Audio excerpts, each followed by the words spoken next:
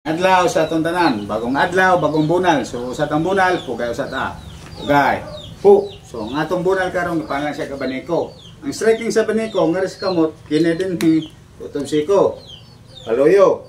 Then temple, liog, tuwang mata ug tang ulo, kularbon. At ining apil ni tuhod, lulod, angkol, itlog. So ano siya ha?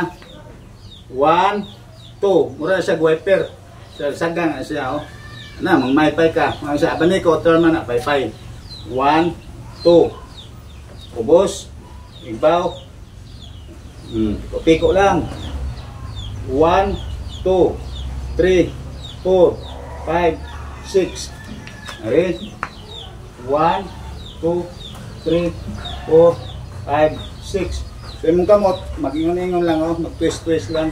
So kung paspason, ano ang resulta? 1, 2, 3, 4, 5, 6. Otro, 1, 2, 3, 4, 5, 6. So wala, 1, 2, 3, 4, 5, 6. So mo siya nga tawag nga Baniko kay ang iyang pattern sa mong kamot pay. So pag twist, bang, twist lang siya. Puro. So sa pagkakaroon, kana lang usa, ug daghang salamat. Ugay. Pu.